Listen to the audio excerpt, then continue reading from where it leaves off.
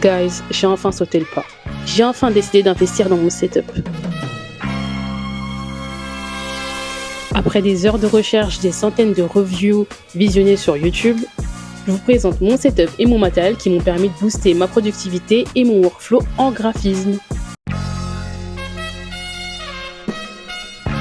Je pense qu'on a déjà tous rêvé d'un setup hyper cosy, hyper mignon. Je sais pas si vous avez déjà vu les vidéos qui sont sur YouTube et qui parlent de setup. Les cozy setup, productive setup. On n'a pas d'argent, on est étudiant et on aimerait bien se construire quand même un petit setup où on se sent quand même à l'aise pour pouvoir travailler et surtout pour avoir de la productivité à balle. On est en 2025 aujourd'hui et il y a beaucoup d'alternatives aux setups hyper chers qu'on voit sur internet. Souvent les setups qu'on voit sur YouTube, c'est des setups à plus de 1500 €. Juste la table des fois coûte 1500 €. We don't have money here. On est tous broke ici. Donc les gens avec moi, venez ici les brokers. J'ai déjà été étudiante donc je sais ce que c'est. Moi j'ai acheté mon MacBook à l'époque en 2016 avec la petite touch bar qui faisait bien. Et aujourd'hui, notre ordinateur bug. Aujourd'hui, je vais vous montrer des alternatives déjà à ces ordinateurs-là. Bien par ici, bienvenue dans mon espace de travail.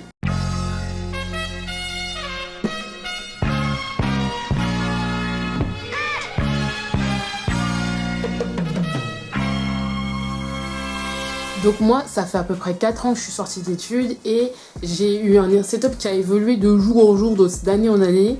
Déjà, premièrement, j'ai commencé avec un MacBook Pro 2018.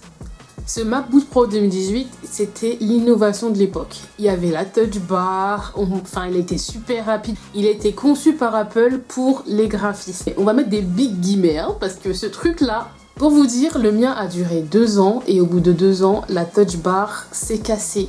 Pas la touch bar, pardon, la réglette au-dessus de la touch bar, voilà. Je suis pas là pour jeter la pierre à Apple. C'est vrai que c'est cassé, il s'est cassé en fait. Au bout de 3 à 4 ans, j'ai commencé à rencontrer des petits bugs. Je pouvais pas forcément ouvrir 50 applications en même temps. Le montage, c'était compliqué. Et ouvrir Photoshop, c'était compliqué. Ouvrir 2 applications, c'était compliqué. C'était super compliqué pour moi de pouvoir travailler, d'être productive avec cet ordinateur-là, puisqu'il était la plupart du temps en train de bugger. Et c'est pour ces raisons-là que mon espace de travail a beaucoup évolué, que je suis passée d'un Mac aujourd'hui à un écran fixe, du coup. Aujourd'hui, j'utilise mon Mac comme si c'était une unité centrale, donc je le laisse poser, il me met en marche, mais il reste fermé, et l'ordinateur fait tout le reste. Enfin, l'écran, du coup, affiche ce que l'ordinateur fait. Ouais, vous avez compris. Et en fait, au fil des années, j'ai bien compris qu'il fallait que j'investisse et très rapidement parce que sinon, j'allais pas beaucoup avancer. Aujourd'hui, en plus, je monte des vidéos YouTube. J'ai commencé à monter mes vidéos avec cet ordinateur-là. Ça a été super compliqué de monter, d'où le flux de vidéos qui sortent sur la chaîne. Aujourd'hui, j'ai vraiment augmenté la productivité et l'efficacité de mon setup grâce à certains ajouts, que ce soit une nouvelle souris, un nouveau clavier. Moi, je suis plus fan des claviers Apple, du coup, je suis restée sur un clavier Apple. Il y en a qui aiment bien les claviers qui claquent là pour rien. Not for me. Je suis partie aussi m'acheter du coup des stockages parce que le stockage c'est très important. Les stockers c'est la vie. J'ai une LaCie de 4 Tera et j'ai une SSD de 2 ou 1 Tera il me semble, quelque chose comme ça. Et je travaille avec, ça me permet de pouvoir garder mes vidéos que j'ai envie de stocker. Ça me permet de garder plein de rushs en attente, qui sont encore en attente. D'ailleurs j'ai 6 mois de rush, donc il y a besoin de place, tu vois, genre. Donc il y a tout ça, il y a aussi le fait que j'ai investi aussi dans un écran. L'écran que vous voyez ici m'a coûté pas moins de 235 €. Il fait de la 4K, il a une belle résolution d'image, il est bien contrasté, la lumière ressort quand même assez bien. Il est étalonnable. Il est étalonnable. Est-ce que le tien est étalonnable hein? Pendant un long moment, j'ai cherché des écrans pour pouvoir matcher avec l'écran du MacBook Pro 2018. Et ça a été super compliqué. C'est le seul à mon budget, parce que j'avais un budget serré, cet écran-là qui a fait l'affaire. Je vous fais un peu le listing des choses qui le rendent incroyable selon moi. Je vous disais au début de la vidéo que j'avais investi dans un nouvel appareil. Je pense que vous avez vu sur la vidéo depuis tout à l'heure, je fais que de le mettre en son teco parce que tu vois, j'ai envie de faire un unboxing avec vous parce que du coup, c'est vraiment un accomplissement, je trouve, d'acheter un ordinateur toute seule. Parce que le premier ordinateur dont je vous ai parlé au début, c'est un achat avec ma mère.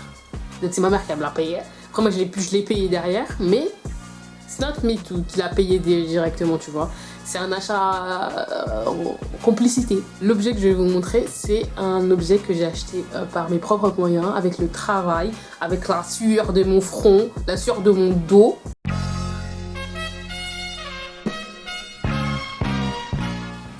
Il est où? Where are you? Bien évidemment, c'est le Mac Mini.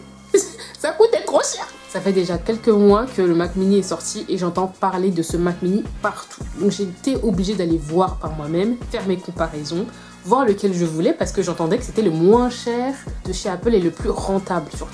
Le rapport qualité-prix est juste incroyable. C'est vrai qu'un Mac qui coûte 700 €, c'est vraiment une big dinguerie genre. Et en fait du coup j'ai fait mes petites comparaisons sur le site d'Apple pour voir lequel me conviendrait le mieux. Et je me suis demandé est-ce que ça vaut la peine de dépenser 700 € et même est-ce que je devrais pas upgrade, parce qu'au bout d'un moment on est fatigué. Je vous laisse avec l'unboxing de mon Mac Mini et je vous explique pourquoi j'ai choisi celui-là et pas un autre. Faut savoir que je suis une personne indécise et de choisir entre le M4 ou le M4 Pro, c'était vraiment un big challenge. Je pars de loin et j'avais vraiment besoin de quelque chose qui ferait la différence.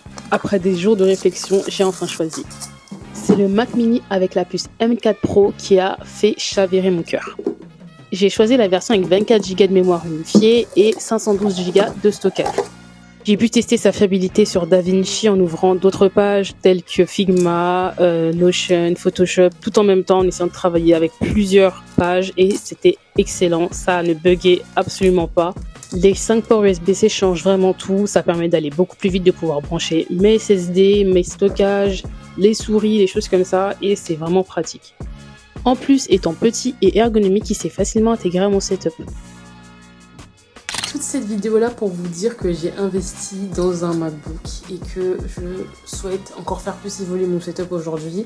Enfin, je sais que c'est pas les mêmes setups que vous allez voir sur toutes les vidéos YouTube américaines qui parlent de cozy, productive, setup, mais genre ça c'est mon productive cozy setup. Genre je me sens bien avec ma petite lampe de chez Ikea que je kiffe trop, mes petites affiches et je compte en plus avancer dans la décoration, genre ajouter des choses, tu vois. J'espère que toutes les petites astuces que je t'ai données dans cette vidéo va pouvoir te permettre de faire évoluer ton setup et surtout ta productivité parce que le cosy c'est cool mais la productivité c'est mieux. Certes j'ai acheté le Mac Mini M4 Pro mais ça ne t'empêche pas du coup d'avoir le M4 normal à 700 € si tu n'as pas le budget d'acheter le Big Do. Moi j'ai pris le Big Do, toi tu peux prendre les petits Big Do. Ça match aussi parce que le M4 à 700 € est juste aussi puissant, mais c'est vrai que j'ai voulu aller sur quelque chose de beaucoup plus puissant pour pouvoir le garder encore plus longtemps parce que j'en ai marre en fait de dépenser de l'argent, t'as capté, on est économique un peu quand même. En tout cas j'espère que la vidéo t'aura plu, ça sera ma première vidéo, peut-être une série de vidéos setup qui vont s'enchaîner après, peut-être ça dépendra de ce que j'amènerai.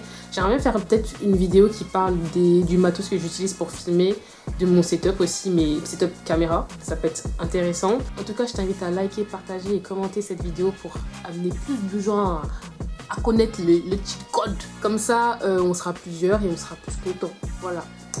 Bye bye.